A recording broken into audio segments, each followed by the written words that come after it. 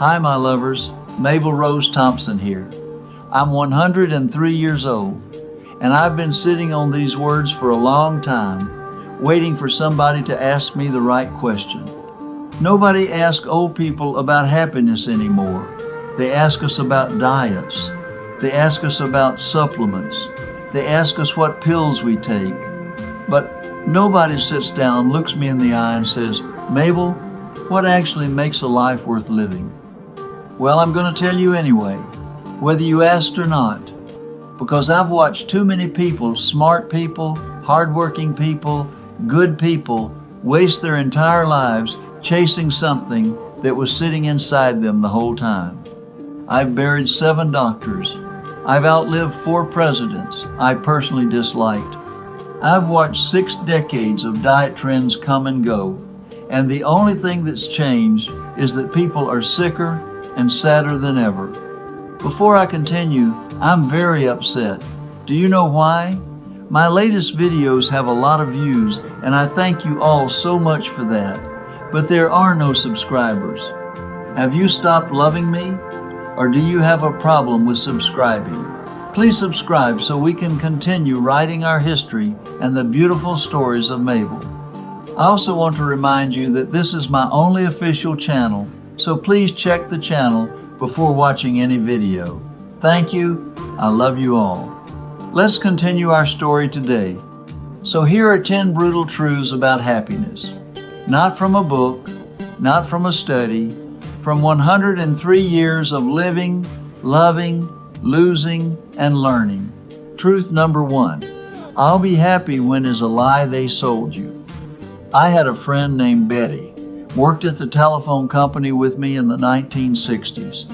Every single day, Betty would say, just 10 more years, Mabel, then I'm retiring to the coast. I'm going to open a little bakery. I'm going to make pies every single day, and that's when I'll start living. 10 years passed, then another 10. Betty kept saying, someday. You know where Betty is now? She's in the ground. Died at 62, 2 years before retirement, never made it to the coast, never opened the bakery, never made a single pie. She spent 40 years waiting to live. And I'll tell you something that'll sting. Betty wasn't unlucky. Betty was doing what almost everyone does. She was postponing happiness like it was a bill she could keep pushing to next month. Happiness is not a destination. It is not a reward you receive after you finish the hard part. There is no finish line. I know people my age, and I know a few who are still waiting, still chasing, still saying when things settle down. Things don't settle down. Life doesn't get quieter. You just run out of it. Stop saying I'll be happy when. Decide to be enough right now. It sounds too simple to be true. That's exactly why nobody does it. Truth number 2, the feeling you're chasing can't be bought. I taught first grade for 31 years. 31 years of small hands and runny noses and children who thought I hung the moon. And every single year, I brought lesson plans home at night. I stayed late grading papers. I missed dinners with my own children. I missed my daughter's dance recital, her first one. The one she practiced for 3 months because I was at a school board meeting trying to impress a principal who retired 2 years later and never thought about me again. I got my Teacher of the Year award in 1974, stood up on that stage, smiled for the picture, and drove home alone, ate a cold supper, and sat in the kitchen in the dark wondering why I didn't feel what I thought I'd feel. That's the dirty secret nobody tells you. The trophy doesn't fill the hole. The promotion doesn't fill the hole. The corner office, the bigger house, the standing ovation, none of it fills the hole, because the hole isn't out there, it's in here, and you're the only one who can fill it. The feeling you're looking for of being enough, of being worthy, of being okay, you could have given yourself that feeling at any time. It was never somewhere you had to go. It was always somewhere you had to stop. Truth number 3. You don't have as much time as you think. I want you to stop reading this for a moment and look at the clock. That sound, that tick, that's your life running out. Not someday, right now. My sister Margaret and I had a falling out in our 40s. Stupid fight. Something about our mother's furniture. We didn't speak for 3 years. 3 years of silence over a dining room table. Then Margaret died suddenly at 53. Brain aneurysm. Gone between Tuesday and Wednesday, just like that. I never got to say I was sorry. I never got to tell her I loved her. I never got to take back a single day of those 3 wasted years.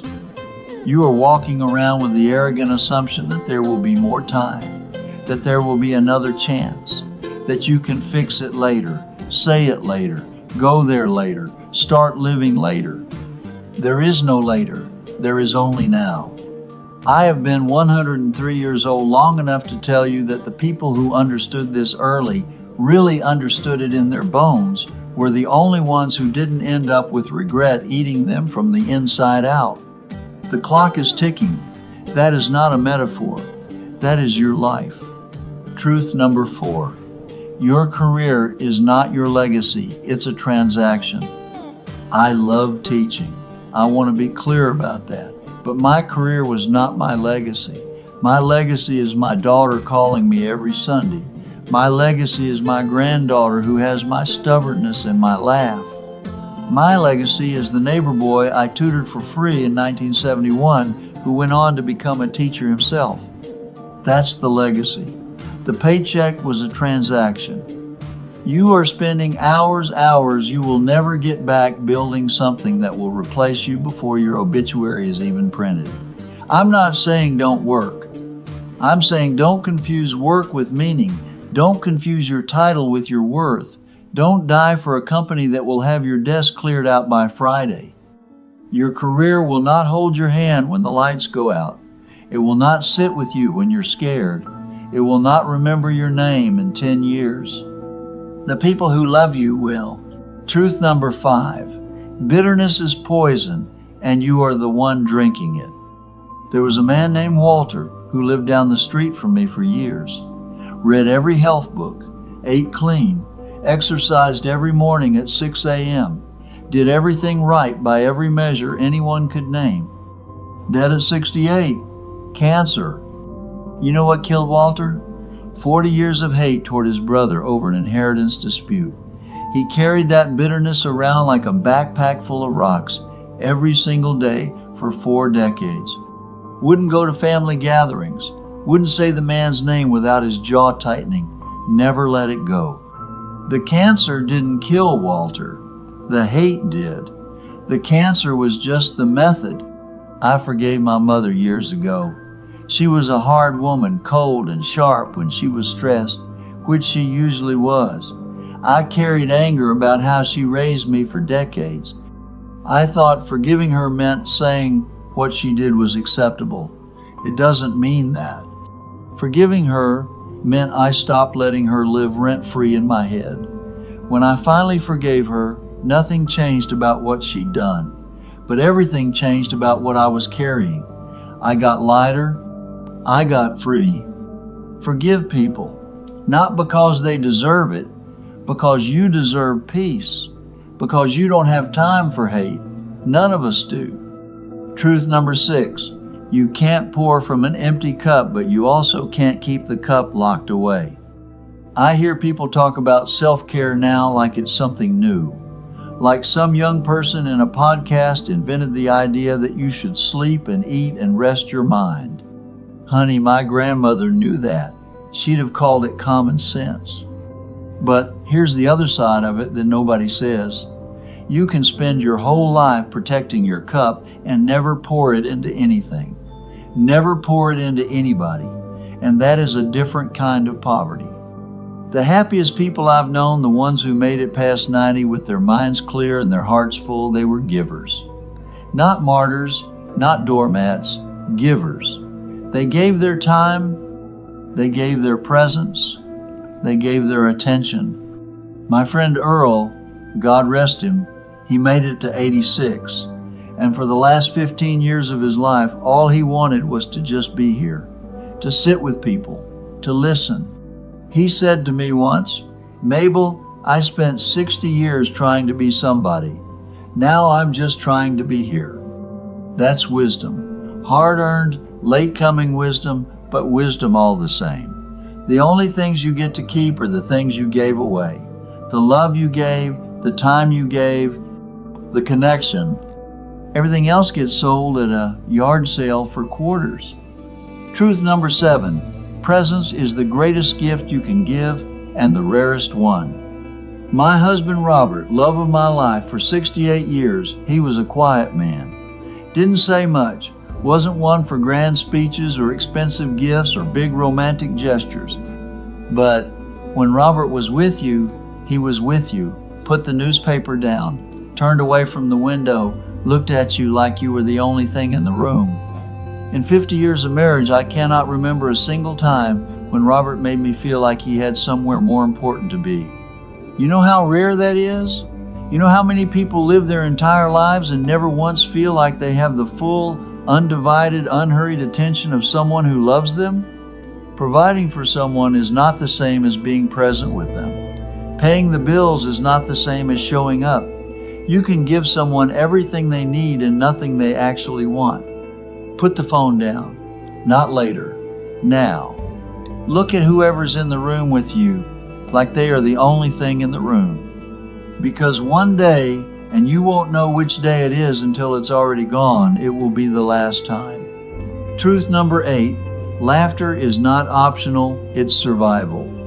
I buried my Robert 10 years ago. 68 years, gone. The day after the funeral, I was sitting in the kitchen crying like a child. My granddaughter came in and she didn't know what to say. She just stood there in the doorway looking at me with those big eyes.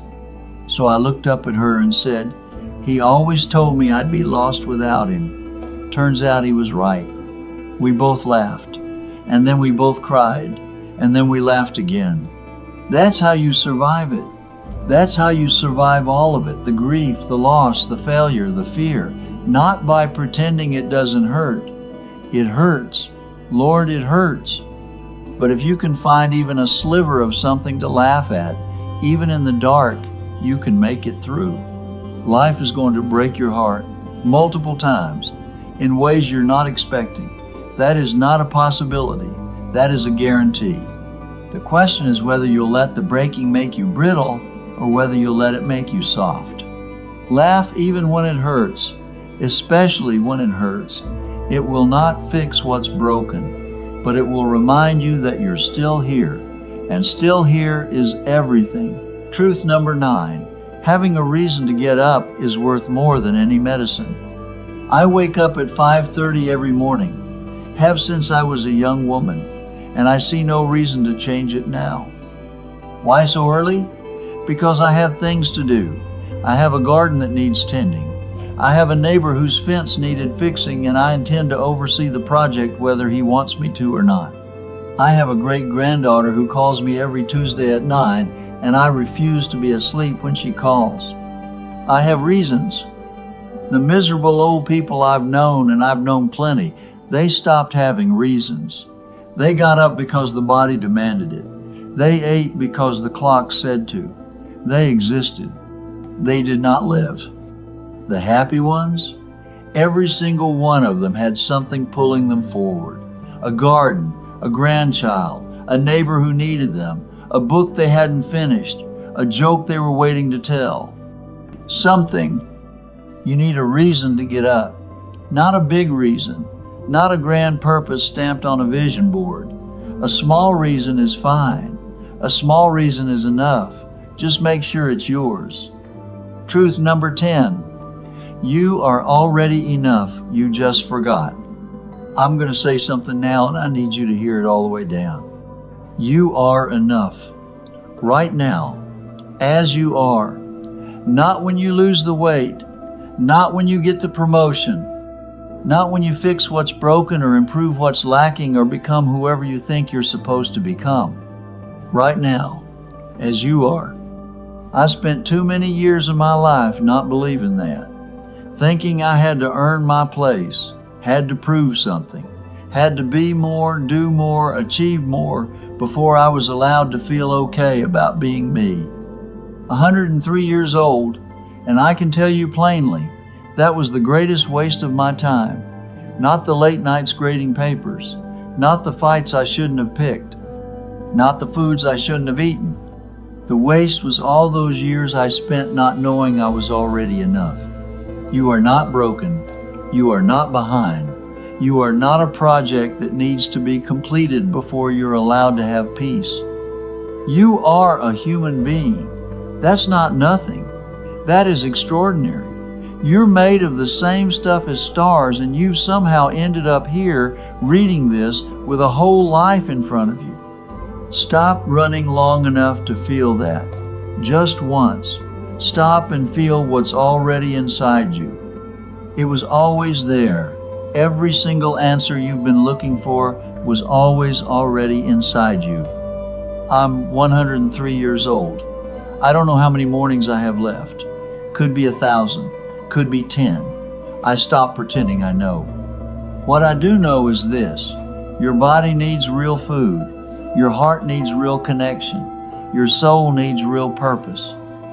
And your mind needs real peace, the kind that comes not from circumstances settling down, but from you deciding to stop needing them to. That's the whole game. Everything else, the diets, the books, the life hacks, the optimization, the chasing, it's all just noise. Eat simple, love boldly, forgive quickly, show up fully, laugh loudly, and for God's sake, stop waiting. There is no perfect time. There is no someday. There is only now. Now go call your mama and tell whoever you love that you love them today, not someday. Mabel Rose Thompson, 103 years old, still here, still kicking, still telling the truth. Subscribe to my channel, and don't you dare forget to like and share.